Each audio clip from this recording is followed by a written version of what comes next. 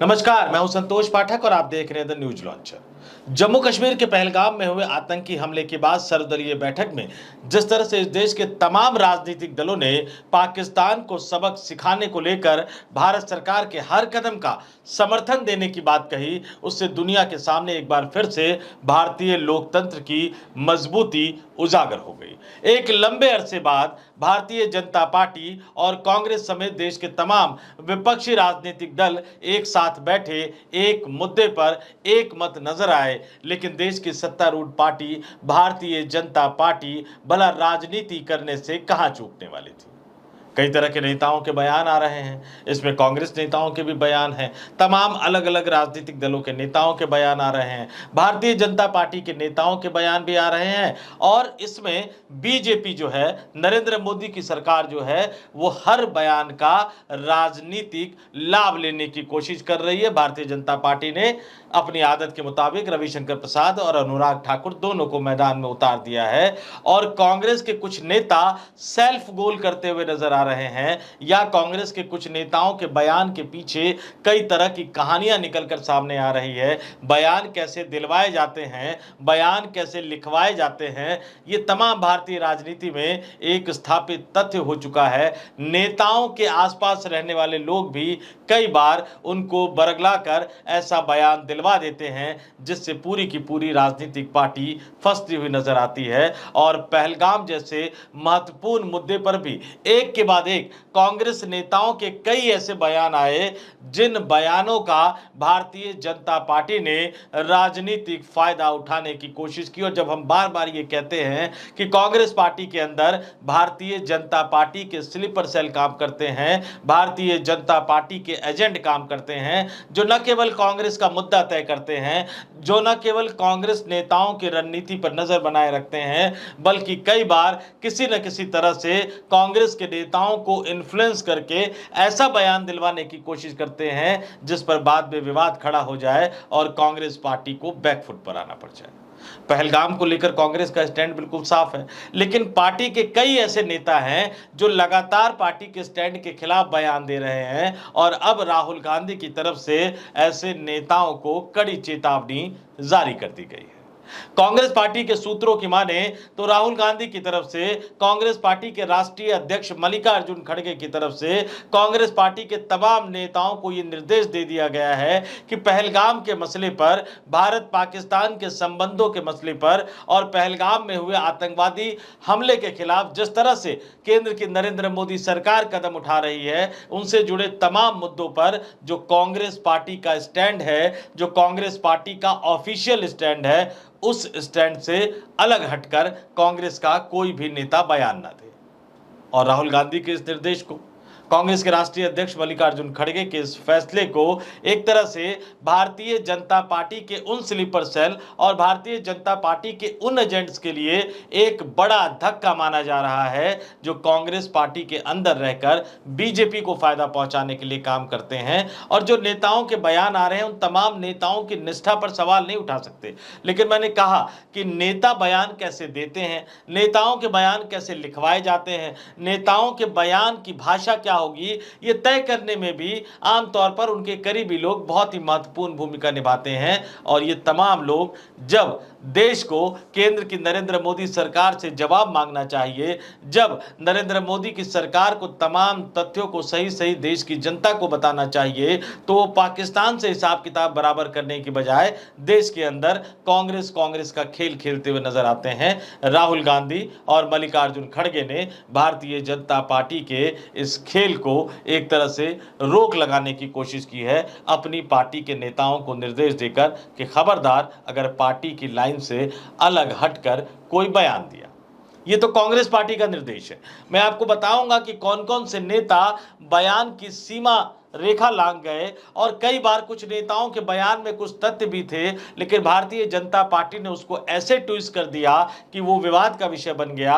और इसमें सिर्फ कांग्रेस पार्टी के नेता ही लपेटे में नहीं आए, बल्कि राहुल गांधी के ब्रदर इन लॉ यानी राहुल गांधी के बहनोई प्रियंका गांधी वाड्रा के पति रॉबर्ट वाड्रा भी लपेटे में आ गए और उन्हें भी अपने बयान पर सोशल मीडिया पर पोस्ट कर एक सफाई देनी पड़ी। लेकिन सवाल ये कि कांग्रेस पार्टी ने अपने बयान बहादुरों पर लगाम तो लगा दी है, लेकिन नरेंद्र मोदी क्या अपने बयान बहादुरों पर लगाम लगा पाएंगे? क्या भारतीय जनता पार्टी अपने पार्टी के बयान बहादुर नेताओं को चुप रहने को कह पाएंगे? क्योंकि अंतर्राष्ट्रीय कूटनीति का मसला है, ये देश की सामरिक सुरक्षा का मसला है, लेकिन बीजेपी के तमाम नेता उठकर जिस तरह से उलूल जुलूल बयान दे रहे हैं, उससे मामला और भी ज्यादा उलझता हुआ नजर आ रहा है। ये भी बात करेंगे, लेकिन पहले बात कांग्रेस के नेताओं की कर लेते। कर्नाटक के मुख्यमंत्री सिद्धारमैया बहुत माहिर नेता माने जाते हैं, बड़े नेता माने जाते हैं, पुराने नेता माने जाते हैं, और उन्होंने भी ऐसा बयान दे दिया जिस बयान का राजनीतिक लाभ उठाने की कोशिश भारतीय जनता पार्टी ने की, और फिर अंततः सिद्धारमैया को सामने आकर अपने बयान पर एक तरह से सफाई देनी पड़ी। और कर्नाटक के मुख्यमंत्री सिद्धारमैया ने कहा कि मैंने कभी नहीं कहा कि पाकिस्तान के साथ युद्ध नहीं होना चाहिए, अगर युद्ध अपरिहार्य है तो यह होगा। और कांग्रेस ने भी अपने आप को इस टिप्पणी से अलग कर लिया, लेकिन सवाल ये उठ रहा है कि सिद्धारमैया को इस मसले पर बोलने की जरूरत क्या थी, जब कांग्रेस पार्टी के राष्ट्रीय अध्यक्ष मल्लिकार्जुन खड़गे खुद इस मुद्दे पर बात कर रहे हैं, लगातार वो बोल रहे हैं। और भाजपा ने सिद्धारमैया की टिप्पणी का यह कहते हुए फायदा उठा लिया कि उनकी टिप्पणी, उनके बयान को पाकिस्तान के न्यूज चैनल भी चला रहे हैं, और ऐसा कहकर उन्होंने कांग्रेस को घेरने की कोशिश की। लेकिन सिद्धारमैया इकलौते नेता नहीं थे, बल्कि महाराष्ट्र कांग्रेस के नेता विजय वडेट्टीवार ने भी यह कहकर विवाद खड़ा कर दिया था कि सरकार को पहलगाम आतंकवादी हमले की जिम्मेदारी लेनी चाहिए। वो कह रहे हैं कि आतंकवादियों ने लोगों से उनके धर्म के बारे में पूछकर उन्हें मार डाला, क्या आतंकवादियों के पास यह सब करने का समय है? कुछ लोग कहते हैं कि ऐसा नहीं हुआ, आतंकवादियों की कोई जाति या धर्म नहीं होता, जिम्मेदार लोगों की पहचान करे और उचित कार्रवाई करे, यह देश की भावना है। उनके बयान में कई तथ्य, कई सवाल बिल्कुल सही थे, जायज थे, जिनका जवाब सरकार को देना चाहिए था, लेकिन बोलते बोलते जो भावुकता में वो आगे की लाइनें बोल गए, भारतीय जनता पार्टी ने इसको एक बड़ा मुद्दा बना लिया। और अब पूर्व केंद्रीय मंत्री, कांग्रेस के नेता सैफुद्दीन सोज ने भी जो बयान दे दिया, उस बयान को भी भारतीय जनता पार्टी एक बड़ा मुद्दा बनाने की कोशिश कर रही है। सैफुद्दीन सोज ने कहा कि अगर पाकिस्तान ये कह रहा है कि उसका हाथ नहीं है, तो हमें पाकिस्तान की बात को मानना चाहिए, और जांच एजेंसी जो कार्रवाई करेगी, जांच एजेंसी की जांच में जो तथ्य सामने आएंगे, उसके आधार पर फिर हमें आगे चलना चाहिए। लेकिन भारतीय जनता पार्टी इस बयान को भी एक अलग तरीके से पेश कर रही है। पूर्व केंद्रीय मंत्री अनुराग ठाकुर उनके इस बयान को एक अलग तरीके से पेश करते हुए कटाक्ष कर रहे हैं। लेकिन इस घेरे में कांग्रेस पार्टी के नेता ही नहीं आ गए। जैसा कि मैंने आपको बताया कि रॉबर्ट वाड्रा, प्रियंका गांधी के पति, भी इस लपेटे में आ गए। इस देश की न्यूज एजेंसी एएनआई के साथ रॉबर्ट वाड्रा के रिश्ते जग जाहिर है, लेकिन पहलगाम वाले मुद्दे पर उन्होंने एएनआई को एक बाइट दी, और उस बाइट के बहाने भारतीय जनता पार्टी को एक बार फिर से कांग्रेस पार्टी को घेरने का मौका मिल गया, रॉबर्ट वाड्रा को घेरने का मौका मिल गया, गांधी परिवार को घेरने का मौका मिल गया। और हालत यानी इतना बयानबाजी इतना ज़्यादा तेज हो गई, और बार बार कांग्रेस को डिफेंसिव मोड में आना पड़ रहा था, तो फिर रॉबर्ट वाड्रा को खुद सामने आकर सोशल मीडिया पर एक पोस्ट के जरिए अपनी सफाई देनी पड़ी। आपके स्क्रीन पर मैं रॉबर्ट वाड्रा का वो पोस्ट भी दिखा देता हूं कि मैं ये शब्द पूरी ईमानदारी और सच्चाई के साथ लिख रहा हूं। मैं आपसे आग्रह करता हूं कि आप इन्हें उसी ईमानदार भावना के साथ ग्रहण करें जिस भावना से लिखे जा रहे हैं। यह स्पष्ट है कि मैंने जो कुछ साझा किया उसे उसके संपूर्ण संदर्भ में ठीक तरह से समझा नहीं गया। यानी ये भी कह रहे हैं कि उनके बयान को सही तरीके से समझा नहीं गया, लेकिन जिस एजेंसी को उन्होंने बयान दिया उस एजेंसी के बारे में तो रॉबर्ट वाड्रा भी बखूबी जानते ही होंगे। आगे क्या लिख रहे थे कि चूंकि मेरे इरादों की गलत व्याख्या की गई, इसलिए मैं समझता हूं कि उन्हें स्पष्ट करना मेरी जिम्मेदारी है। मैं ईमानदारी, पारदर्शिता और सम्मान के साथ खुद को स्पष्ट करने के लिए प्रतिबद्ध हूं। मैंने कुछ दिन मौन रहकर इंतजार करने का फैसला किया, लेकिन इससे खामोशी, उदासीनता या देशभक्ति की कमी न समझा जाए। असल में अपने देश के प्रति मेरे गहरे प्रेम, सत्य के प्रति मेरे अगाध सम्मान और समर्पण के प्रति मेरी प्रतिबद्धता के कारण ही मैंने बोलने से पहले चिंतन करने का समय लिया। मौन वह पड़ाव है जहां जिम्मेदारी परिपक्व होती है, भावनाएं शांत होती है और शब्दों का चयन आवेग के बजाय सावधानी से किया जा सकता है। रॉबर्ट रॉबर्ट वाड्रा आगे कह रहे हैं कि पहलगाम में जो आतंकवादी हमला हुआ जिसमें निर्दोष लोगों की जान ली गई और उनके परिवार बिखर गए, उनकी मैं कड़ी से कड़ी निंदा करता हूं। मैं भारत के साथ खड़ा हूं और हमेशा खड़ा रहूंगा। और एक लंबी चौड़ी सफाई रॉबर्ट वाड्रा ने दी, उसका एक छोटा सा हिस्सा मैंने आपको सुना दिया।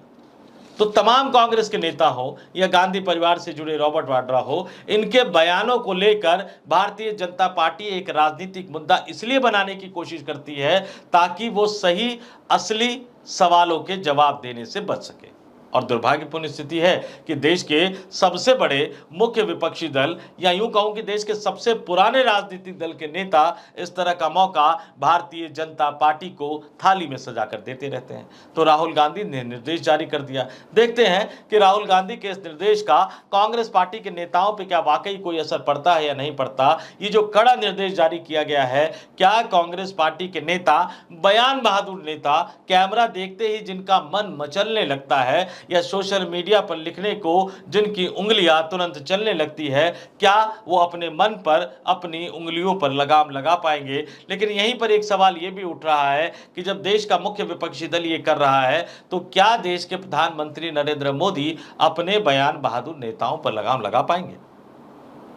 जम्मू कश्मीर के पहलगाम में जो हुआ और जो लोग सुरक्षा व्यवस्था के लिए जिम्मेदार थे, उन जम्मू कश्मीर के उपराज्यपाल मनोज सिन्हा हो, गृह मंत्री अमित शाह हो, रक्षा मंत्री राजनाथ सिंह हो, उनके खिलाफ कार्रवाई करने की, उनका इस्तीफा लेने की तो देश के प्रधानमंत्री नरेंद्र मोदी हिम्मत नहीं दिखा पा रहे हैं। लेकिन उनके अपने सरकार में कई ऐसे बयान बहादुर हैं। गिरिराज सिंह सबको पाकिस्तान भेजते रहते हैं, निशिकांत दुबे तो इस बीच में लगातार वो बयान दे रहे हैं। सुप्रीम कोर्ट से बयान देते देते अब वो पाकिस्तान के भी एक्सपर्ट हो गए हैं। 4 टुकड़ों में 2025 में पाकिस्तान के बंटने की बात कर रहे हैं, पाकिस्तान के खत्म होने की बात कर रहे हैं और बड़ा चुनावी लफ्जों में इसको देश के प्रधानमंत्री नरेंद्र मोदी की गारंटी भी बता रहे हैं। तो क्या नरेंद्र मोदी अपने इन बयान बहादुर नेताओं पर लगाम लगा पाएंगे। याद दिला दूं कि इन्हीं के बयान बहादुर नेता निशिकांत दुबे ने अमेरिका को लेकर जिस तरह से तल्ख शब्दों में सोशल मीडिया पर लिखा था, जिसका जवाब भारत में स्थित अमेरिका के राजदूत को देना पड़ गया था। तो क्या प्रधानमंत्री नरेंद्र मोदी अपने बेलगाम बयान बहादुर नेताओं, सांसदों, विधायकों, मंत्रियों को यह बताएंगे कि अंतर्राष्ट्रीय कूटनीति का मसला है, अंतर्राष्ट्रीय राजनयिक का मसला है, वैश्विक स्तर पर भारत की सामरिक सुरक्षा को पुख्ता करना है, जम्मू कश्मीर के पहलगाम में हुए आतंकी हमले पर दुनिया के देशों का समर्थन हासिल करना है, पाकिस्तान के पक्ष में जिस तरह से चीन और तुर्की खड़ा हो गया है, भारत को भी अपने दोस्तों को अपने साथ खड़ा करना है। और यह बहुत ही संवेदनशील मसला है। इस पर बयानबाजी करने से परहेज कीजिए, इस पर मुंह खोलने से परहेज कीजिए। भारत सरकार इस मामले पर डील कर रही है, भारत सरकार को डील करने दीजिए।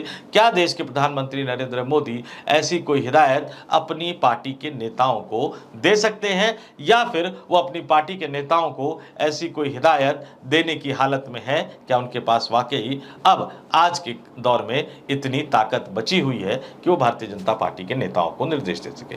तो आने वाले दिनों में देखते हैं कि कांग्रेस पार्टी के नेताओं पर राहुल गांधी के निर्देश का क्या असर पड़ता है, बीजेपी के जो स्लीपर सेल, बीजेपी के जो एजेंट है कांग्रेस पार्टी के अंदर, उन पर क्या असर पड़ता है और भारतीय जनता पार्टी के नेताओं की बयानबाजी बंद होती है या नहीं हो पाती है। हालांकि इसकी उम्मीद मुझे व्यक्तिगत तौर पर तो बहुत कम ही नजर आती है।